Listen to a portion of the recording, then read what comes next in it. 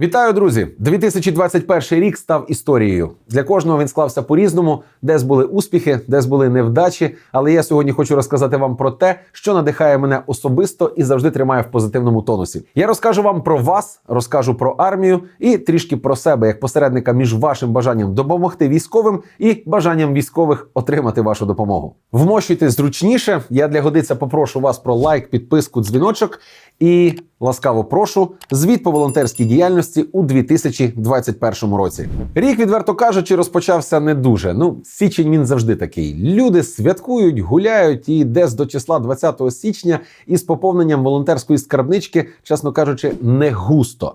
За 286 тисяч гривень, які я зміг накопичити у січні 2021-го, я зміг придбати 3 квадрокоптери, 5 дизельних генераторів, заправити медиків і добровольців, а також підсипати трохи снайперам на набої. І вже подумав, що все, цього року мені як волонтеру буде сумно.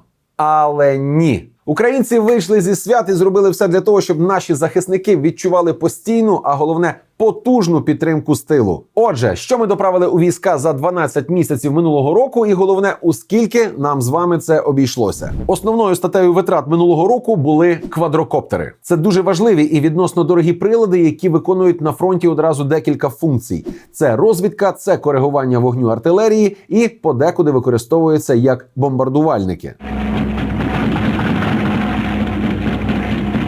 Разом з тим, коптери – це розхідний матеріал. Вони падають. Ледь не кожен день. З обох боків фронту. 17 мавіків, 41 аутел, з яких 39 придбані і 2 подаровані, 2 Xiaomi і 1 Phantom. Сумарно 61 квадрокоптер було передано на фронт у 2021-му. Відкинувши подаровані, фіксую витрати на квадрокоптери у минулому році на рівні 2 мільйони 343 тисячі 358 гривень. Зважаючи, що для 58-ї бригади та головного управління розвідки ми придбали ще 2 БПЛА «Орлик» загальною вартістю 430 тисяч 50 гривень, то я констатую, що оце все те, що літає, потягнуло нам на 46% від усіх зібраних у 2021 році коштів. Ще по витратах. На нашому балансі щомісячної допомоги перебувають 3 підрозділи снайперів ССО, 1-ша штурмова рота ДУК-ПС та парамедики Ангели Тайри. На набої та різні приблуди для снайперів пішло 650 тисяч гривень.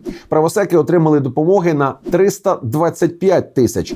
А Ангели Тайри отримали пального на 333 тисячі 44 гривні. Тут варто, звісно ж, додати, що Тайра ті талони на пальне, які ми їй передаємо, витрачає не тільки на потреби свого підрозділу, але й ділиться із добровольцями, за що їй, звісно, дяка. Сумарно на підтримку балансових підрозділів було витрачено 1 мільйон 308 тисяч 44 гривні. А тепер гамузом по решті пунктів. Я час від часу буду підглядати, бо все це в голові втримати неможливо.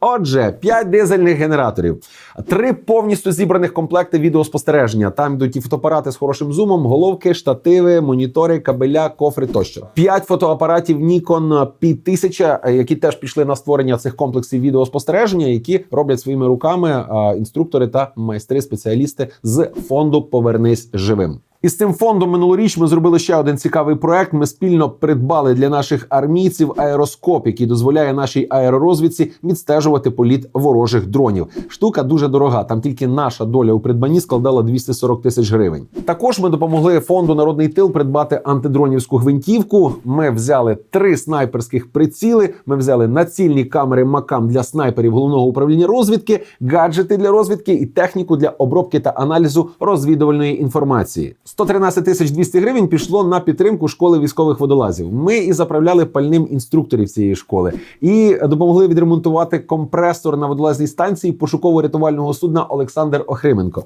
Забезпечили оренду мобільної барокамери, підсобили організації екзаменаційного виходу курсантів в море і навіть придбали їм 2 морських контейнери.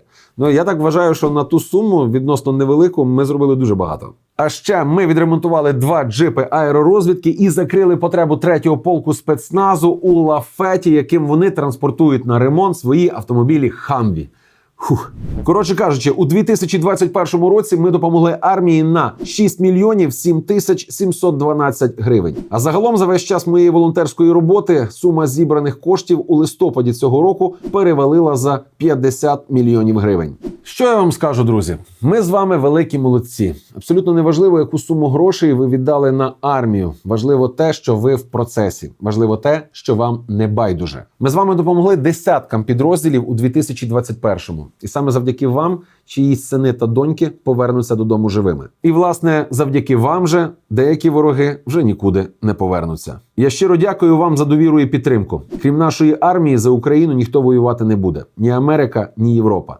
Тому ми маємо робити все для того, щоб наша армія ставала міцнішою. Тим, хто захоче допомогти, я залишу у описі до цього відео банківські реквізити, на які збираю кошти. І, в принципі, не полінуйтесь підписатись на мою сторінку у Facebook, позаяк справами військового волонтерства я зазвичай займаюся там. А тут, у YouTube, у себе на каналі, я більше займаюся справами свого благодійного фонду, який зав'язаний на Патреоні і займається добрими справами не армійського характеру. До речі, саме про це я і зніму своє наступне відео. Підписуйтесь на мій канал і ставайте частинкою того всесвіту добра, який я намагаюсь плести. Веселих свят і не забувайте, завдяки кому ви маєте можливість так весело святкувати.